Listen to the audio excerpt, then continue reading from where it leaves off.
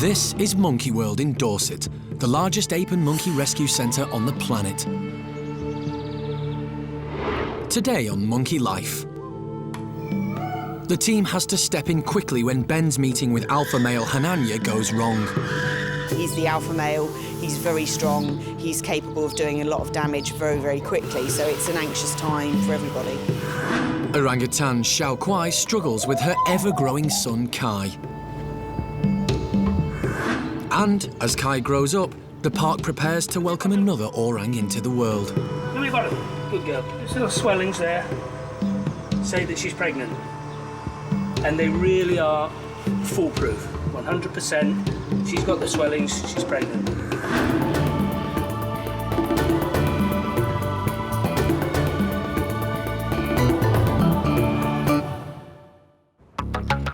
Every primate living at Monkey World forms part of a strict hierarchy within their family group. This way, everyone knows their place. But when you're new to a family, it can be difficult finding out where you fit in. Hananya's troop have recently been joined by infants Ben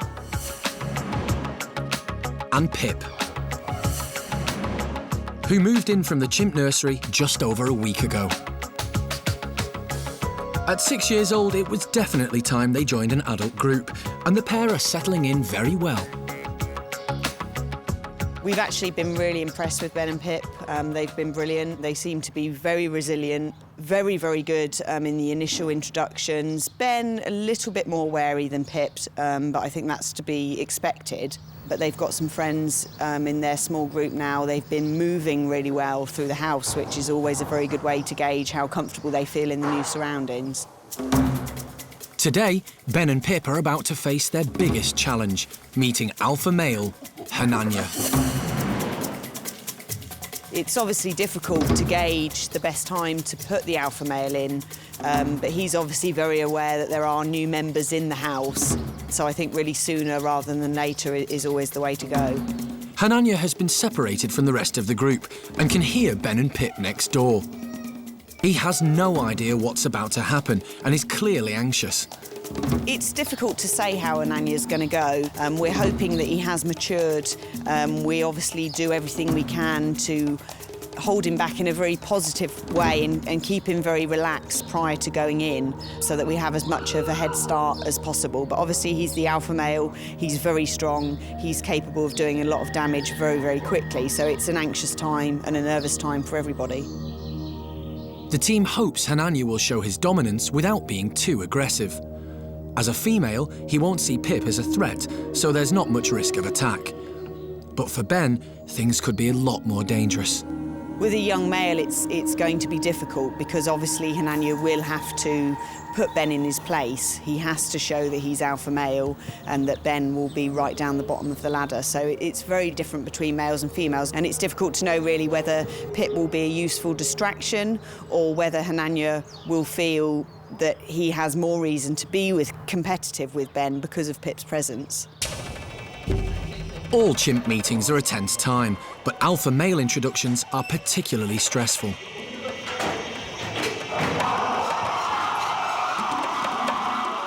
Hananya enters and immediately makes his presence known.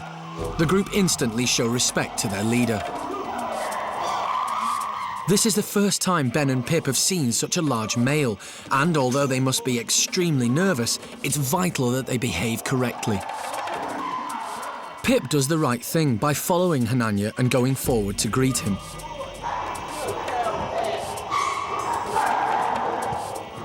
She is totally submissive.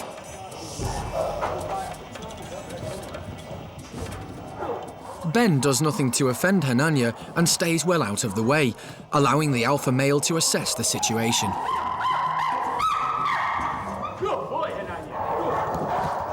Then, suddenly, despite Ben's good behaviour, Hananya targets him.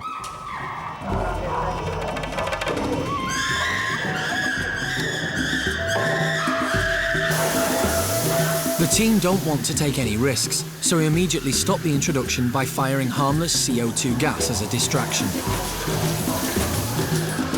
Although this chimp behaviour looks violent, it is natural for Hananya to display at Ben and let him know who's boss. Even though the attack was brief, chimps have very sharp teeth and can do a lot of damage. So Ben must be separated from the group to see if he's got through the ordeal unscathed. Later, Ben is in need of urgent medical attention. And Xiao Kuai enjoys some quality time with her son Kai.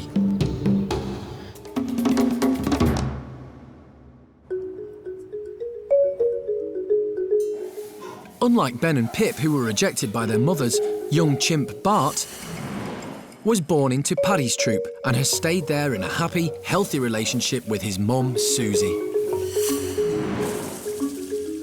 For the past 16 months, Bart has clung onto his mum for food and protection and behaved exactly as a young chimp would in the wild. Baby chimps have an extremely close relationship with their mothers and will nurse for about 5 years and stay in close contact even after weaning. Bart is Susie's second child. Her first, Eddie, was a temperamental and slightly spoilt youngster. Nobody knew how she would react to having a new baby brother around. But to everybody's surprise, she's turned out to be a caring and thoughtful big sister. And there's no mistaking the family resemblance. When Eddie was born, Monkey World staff were amazed at her oversized ears and thought them a one-off. Then, when Bart came along, they realised that the look was just in the genes. Eddie seems to be growing into her ears with age, so maybe Bart won't look so distinctive in the years to come. Bart is so content in his family group that even Dad Paddy's occasional dominance displays don't faze him, especially as he knows that Mum Susie is around to make sure he's okay. He's happy and secure in the heart of a loving family.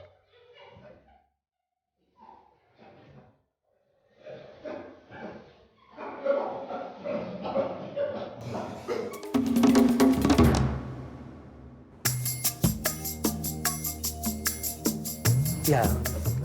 Back at Hananya's, Ben has been separated from the group after his initial clash with the alpha male. The introduction didn't go terribly well with Hananya. Ben has got a wound on his arm. It looks pretty bad, but he is using his arm quite well. But at the moment, we just got to go in and assess. Introductions between an alpha male and another male are always difficult, and Hananya is still fired up from the meeting.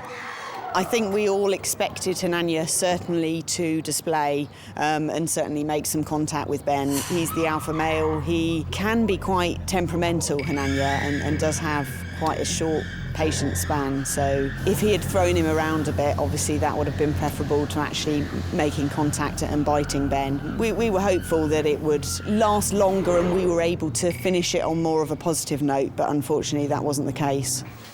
What you like, eh? Go playing with those big boys. I told you about playing with the big boys before. Yes, I did. I told you about playing with big boys like that. Jeremy hand-reared Ben, so Ben feels comfortable enough to let Jeremy inspect his wounds. You see one? You see one? Let's have a look. Let's hold it up there.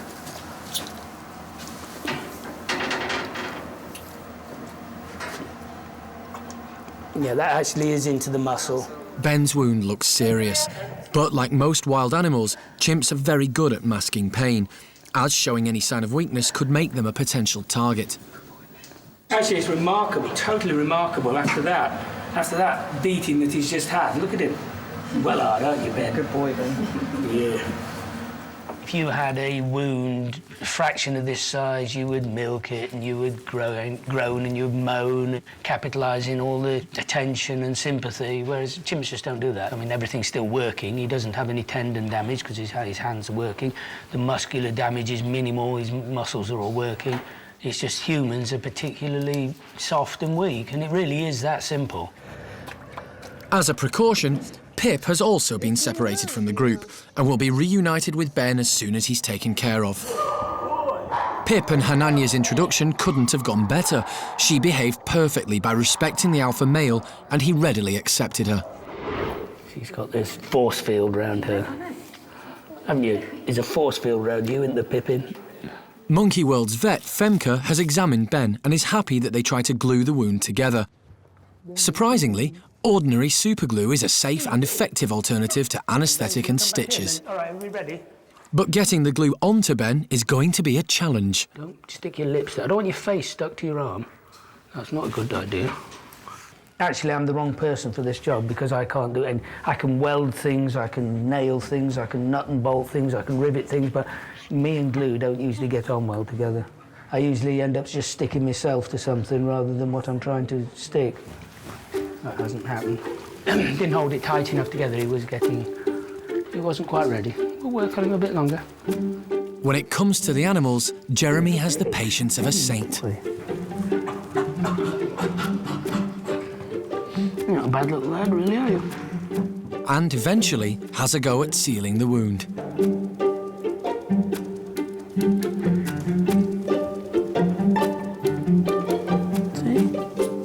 See, we can fix him. We can make him as good as new. A new Ben. But despite Jeremy's best efforts, Ben refuses to let him glue the wound, and it's clear from his behaviour that he's still in pain. Worse still, he now realises what Jeremy's trying to do and isn't happy about it. Come back here. But Jeremy's not going to give up just yet. The 13 orangutans at Monkey World live in 3 separate families. Over in Gordon's gang, Xiao Kuai and her son Kai are together as usual. Kai is a typical kid who loves playing and exploring. But he also likes spending time with his mum. The orangutans at the park are part of the European Endangered Species breeding programme, and Xiao Kuai and Kai have been the first mother and baby success story. She's proved to be the perfect mother and allows Kai to hang out with the others, giving him the freedom he needs to develop.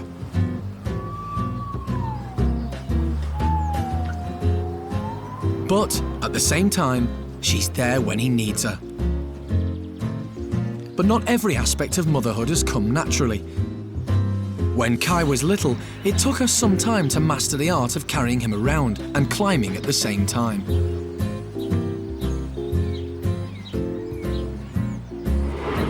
And now that Kai's 4 years old, he's so big that she's having to learn how to carry him all over again. And she's still not very good at it.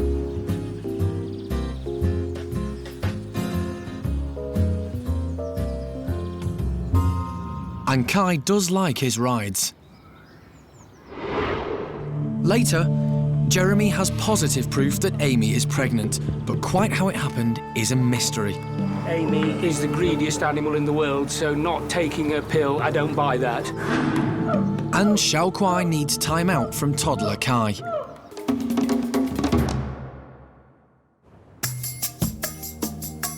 It's been a busy day for animal manager Jeremy as he tries to cope with the aftermath of Ben's introduction to alpha male Hananya. Ben sustained a nasty wound and has refused to let Jeremy glue it back together. So Monkey World's vet is going to anaesthetise Ben and stitch it together instead. I'll stitch it up quickly. So hopefully it can be a quick job and he'll be awake and with Pip again, happy, running about.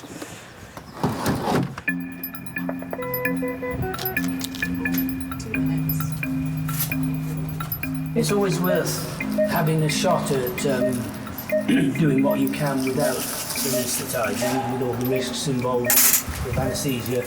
And even if it doesn't work, it's got to be worth a try. So that's what we've done now, and it didn't work, so we do think it's worth suturing this. Femke's just going to repair the wound, and then he should be back to normal. If Ben was living in the wild, his wound would probably heal naturally.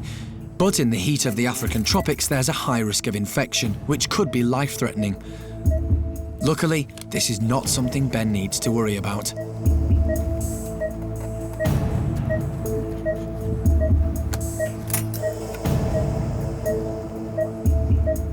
With Ben repaired, he'll be given a reversal to bring him around from the sedation, and then Pip will be let in to join him.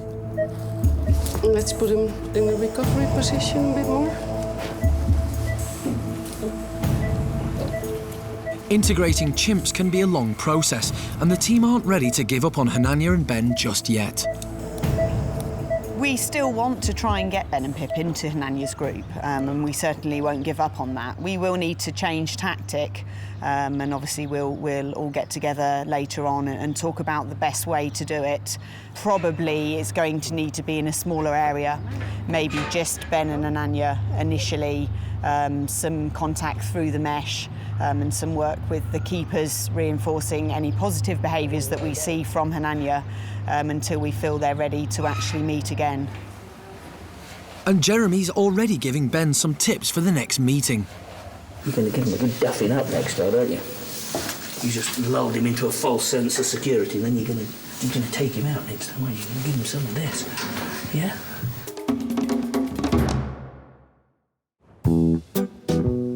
Back over at the orangutan enclosure, Xiao Kuai has finally got away from her toddler for a much-needed break. While Kai's off bothering some of the other inhabitants of the enclosure, his mum's decided that she's not too old for a bit of messing about too. Xiao Kuai was the park's first orangutan to successfully raise a youngster. And she's a great mother. But just occasionally, she gets to show that she's got another side.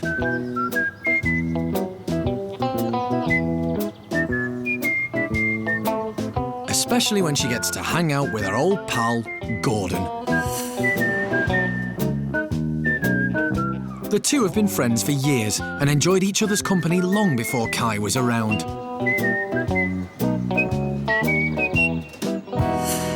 Even when he was a baby, Xiao Kuai and Gordon still found time to have fun together.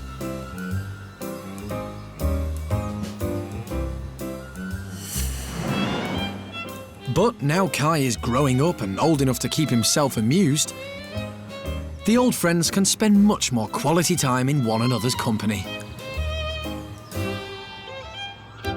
And that means plenty more wrestling.